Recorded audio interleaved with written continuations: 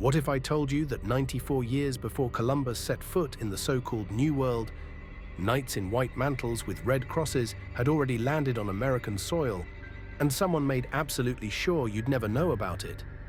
And if you stay till the end, you'll understand exactly what the church tried to bury. Picture this. It's 1446 in Scotland.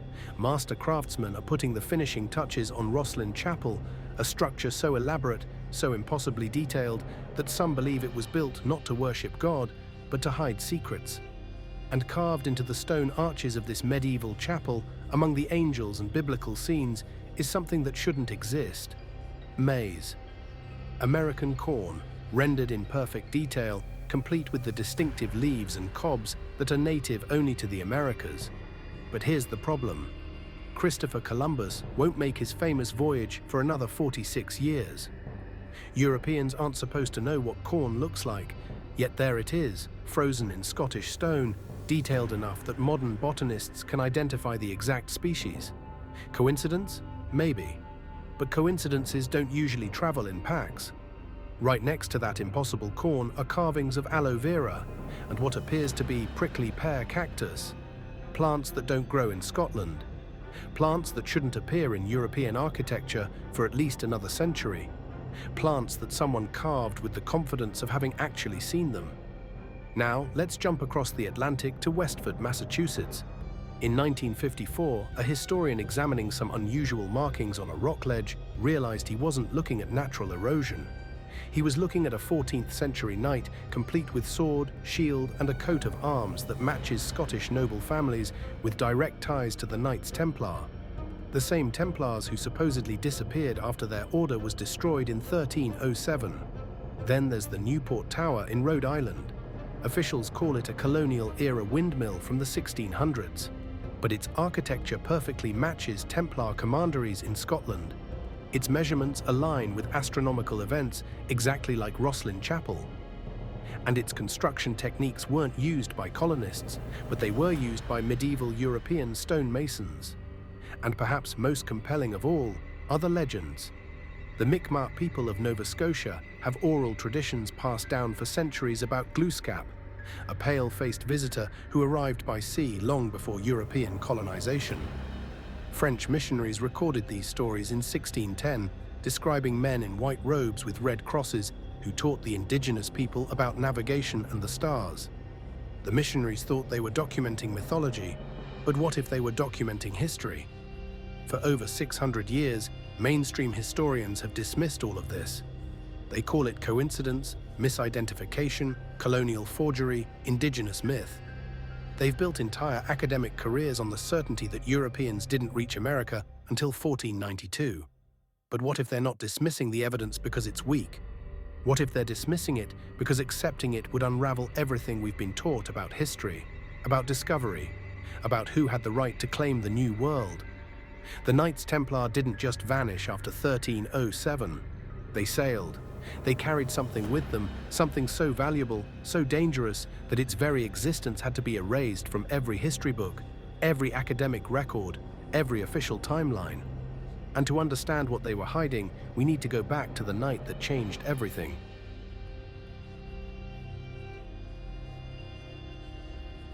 October 12th, 1307, the harbor at La Rochelle, France.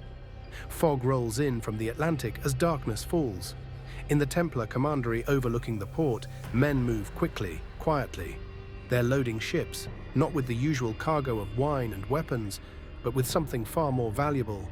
Chests sealed with wax, scrolls wrapped in oiled leather, maps that most men aren't supposed to see. By morning, 18 ships had vanished into the night. And by morning, every Knight Templar in France is being dragged from their beds in chains. King Philip IV had planned his purge perfectly. Simultaneous arrests across the entire kingdom. Torture chambers prepared, charges of heresy already written. But someone had warned the Templars. And the fleet escaped with the one thing Philip wanted more than gold, more than land, more than even the legendary Templar treasure: knowledge. See, for nearly 2 centuries, the Templars hadn't just been warriors, they'd been collectors. During the Crusades, they'd gained access to the libraries of the East. ancient texts from Alexandria, Phoenician trade route records, Viking exploration logs, and most importantly, documents from beneath the Temple Mount in Jerusalem, where the order got its name. Solomon's Temple. The Templars had spent years excavating beneath it, and according to their own trial testimonies, they found something. Scrolls, maps, astronomical charts. Some claimed these archives dated back before the flood, containing geographical knowledge of a world that biblical chronology said couldn't exist. Imagine being a Templar knight standing on the deck of that ship as France disappears into the darkness behind you. You've taken vows of poverty, but you're guarding wealth beyond measure. You've sworn obedience to the Pope, but you're fleeing his wrath.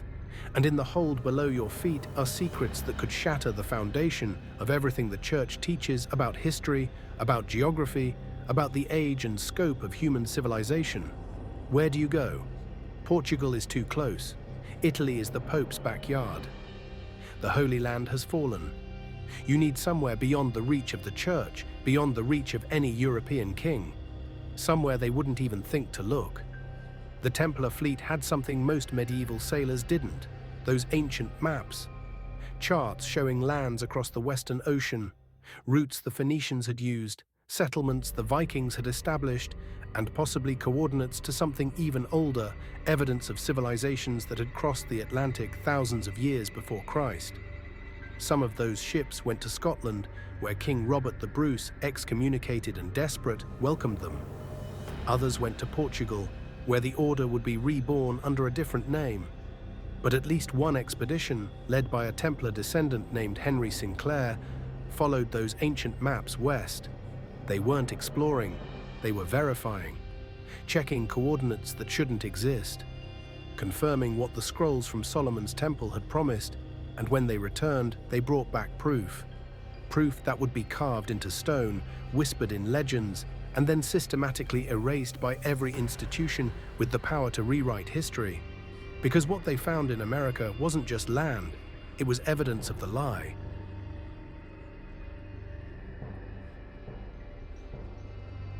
They tried to erase every trace, but you can't erase stone, you can't silence legends, and you can't explain away what shouldn't exist. Let's start with Rosslyn Chapel, completed in 1446 by William Sinclair, grandson of Henry Sinclair, who allegedly made that voyage. Every inch of this chapel is covered in carvings. Biblical scenes, yes, but also things that make no sense. That corn we mentioned, carved with such precision that botanists can identify it as Zea mays, complete with the distinctive spiral leaf pattern. Right beside it, aloe vera, rendered in perfect detail down to the serrated edges of its leaves. And what appears to be prickly pear cactus, a plant that wouldn't be documented in Europe until the Spanish conquests of the 1500s. Historians call it coincidence. They say the Masons were just being creative, carving fantasy plants. But medieval stone carvers didn't do fantasy. They carved what they were told to carve, what they were paid to carve. And someone paid them to carve American plants with photographic accuracy half a century before Columbus. Coincidence? Maybe. But coincidences don't usually come in clusters. Now let's cross the Atlantic to Westford, Massachusetts. In 1954, historian Frank Glynn was examining a rock ledge when he noticed something. What locals had dismissed as natural weathering was actually a carved effigy. A medieval knight in full armor, sword broken at the hilt in the traditional sign of a fallen warrior. The shield bears a coat of arms, and that coat of arms matches the Gun clan of Scotland, a family with direct ties to Henry Sinclair's expedition. Critics immediately called it colonial-era graffiti, but colonials didn't use 14th century Scottish heraldry. They didn't know the specific symbol conventions of medieval knights, and they certainly didn't carve memorial effigies using techniques that went out of fashion before America was colonized. Then there's the Newport Tower in Rhode Island. The official story? It's a windmill built by colonial governor Benedict Arnold in the mid-1600s. But here's what they don't tell you. The architecture is wrong. The measurements match Scottish round churches and Templar commanderies. The mortar was tested and found to be consistent with medieval European construction, not colonial American, and the structure aligns astronomically with the winter solstice, exactly like Rosslyn Chapel, exactly like Templar buildings across Europe. Strange that a windmill would need to align with celestial events. Stranger still that it would use construction techniques that colonials never employed. And finally, the legends. The Mi'kmaq people have stories passed down through generations about pale visitors who arrived by sea long before the Europeans. They called him Glooskap. French missionaries recorded these oral histories in 1610, describing men in white robes marked with red crosses who taught navigation and astronomy. The missionaries thought they were recording mythology. But what if they were recording history? 4 separate pieces of evidence: stone carvings in Scotland, a knight's memorial in Massachusetts, a tower in Rhode Island, and indigenous legends that match Templar symbolism perfectly. Each one dismissed individually as coincidence or fraud, but together they tell a story that someone desperately wants to stay buried. If this evidence is making you question everything you think you know, then make sure to like, subscribe, and turn on notifications, because we're just getting started.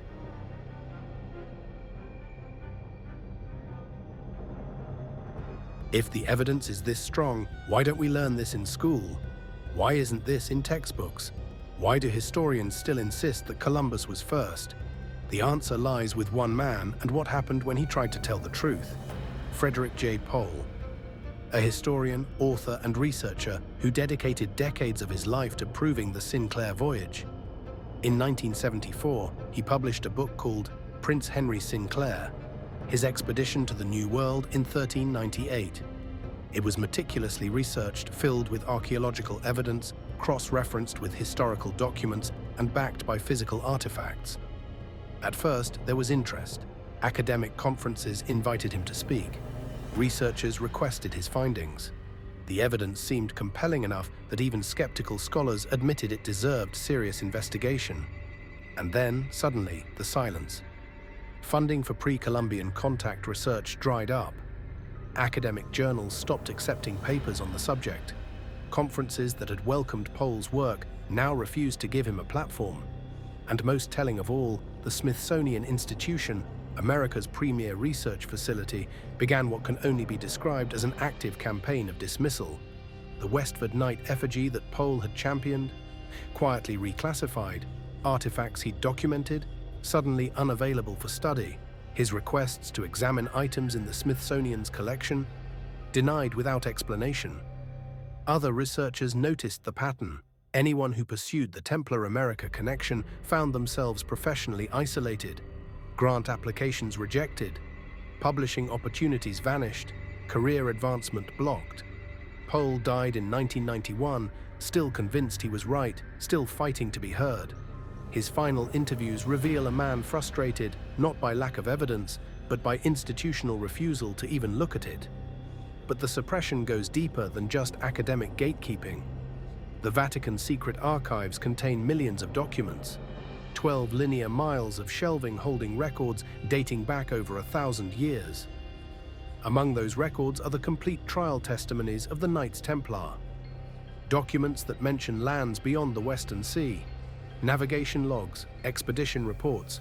Throughout the 1970s and 80s, multiple researchers formally requested access to Templar navigation documents. Every single request was denied.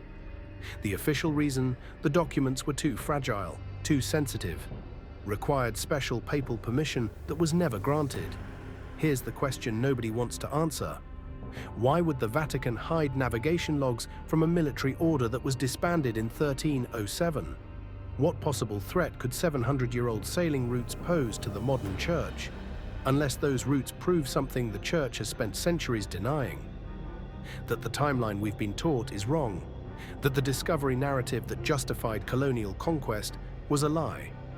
That knowledge of the Americas existed long before it was supposed to. Frederick Pohl wasn't silenced because he was wrong. He was silenced because he was getting too close to the truth. And when institutional power, academic authority, and religious influence all align to suppress the same story, it's worth asking what they're so afraid of you finding out. Because if one expedition reached America before Columbus, how many others did? And what did they find that was dangerous enough to erase from history entirely?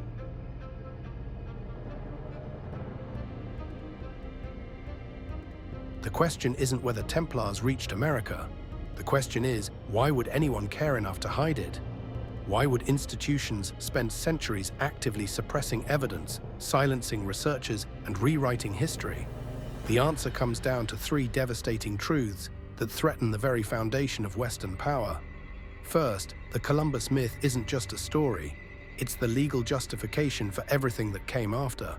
In 1452 and again in 1493, the Pope issued papal bulls, official decrees that gave Christian nations the divine right to claim any lands they discovered. The doctrine of discovery, as it became known, was the foundation of colonial law. It declared that non-Christian peoples had no legitimate claim to their own lands because they hadn't been discovered by Christians yet. But here's the problem. If Templars reached America in 1398, it wasn't undiscovered. If Vikings established settlements in the 11th century, it wasn't unknown. And if Phoenicians traded across the Atlantic in ancient times, then the entire legal framework of colonization crumbles. Every treaty, every land claim, every justification for conquest becomes invalid. The Columbus myth wasn't just about pride.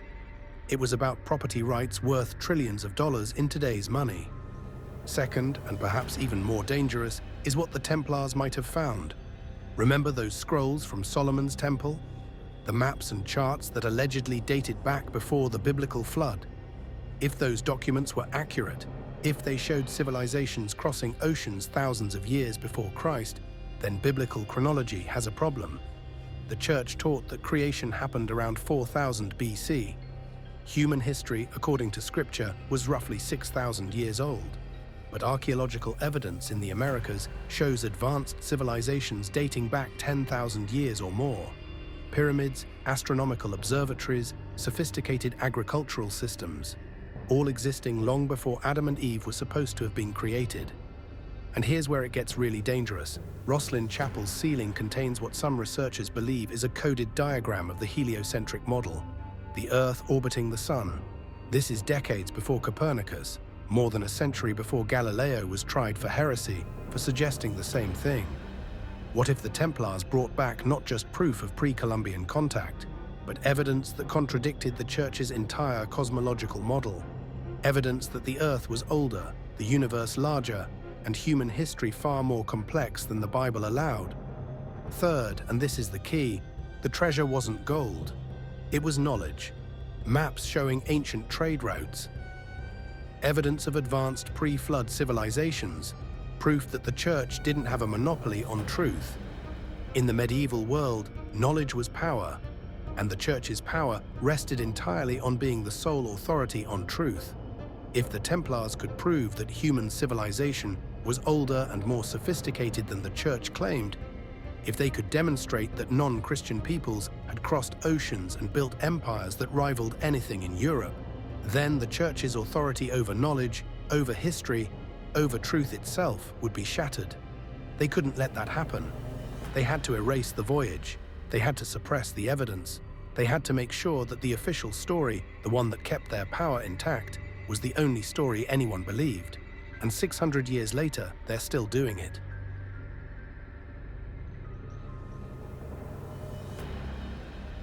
So where does that leave us? With a handful of stones, some legends, and a pattern of silence that's lasted 600 years. But here's the thing. The cover-up isn't ancient history. It's happening right now. In 2018, a team of researchers requested permission to use ground-penetrating radar on the Newport Tower. They wanted to scan beneath the foundation to see if there were any hidden chambers or artifacts that could definitively date the structure. The request was denied, no explanation given, no alternative offered. Just a flat refusal from the Rhode Island Historical Preservation and Heritage Commission. That same year, the Smithsonian quietly updated its classification of the Westford Knight. What had been listed as a site of historical interest was reclassified as a natural geological formation with possible colonial-era additions.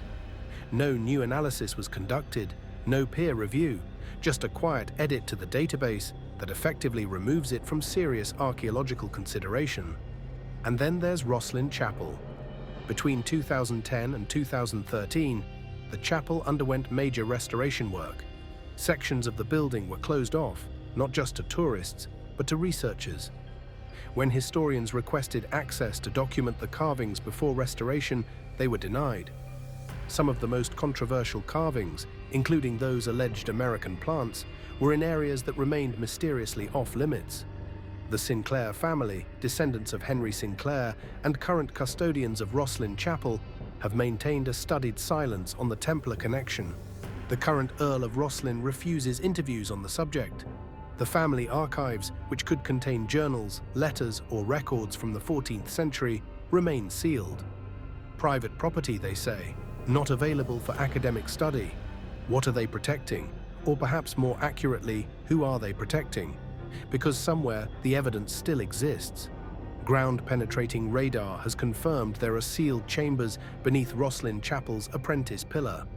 Chambers that have never been opened, never been excavated, never been officially acknowledged. What's down there? Maps? Journals? Artifacts from the New World brought back in 1398? We'll probably never know, because the one thing that could answer the question definitively is the one thing they'll never allow: excavation. The Vatican secret archives still hold those Templar documents. 12 linear miles of shelving, and somewhere in those climate-controlled vaults are navigation logs, expedition reports, and trial testimonies that mention Western lands. Documents that are now over 700 years old, still classified, still denied to researchers, still hidden behind walls of bureaucracy and papal authority. Let me ask you something. If this was all just coincidence and misidentification, why the active suppression? Why deny ground-penetrating radar? Why reclassify archaeological sites? Why keep centuries-old navigation documents locked away? You don't hide something unless it's worth hiding. Did the Knights Templar reach America in 1398? The evidence says yes. Did they bring back knowledge that threatened the most powerful institutions in the world? Almost certainly. Is that knowledge still being hidden? Look at the pattern. Look at who's blocking the research. Look at what they're refusing to let anyone see. The Voyage wasn't erased because it didn't happen. It was erased because it did. And 6 centuries later, they're still making sure you don't find out why. History isn't written by the victors. It's written by those with the most to lose if the truth comes out.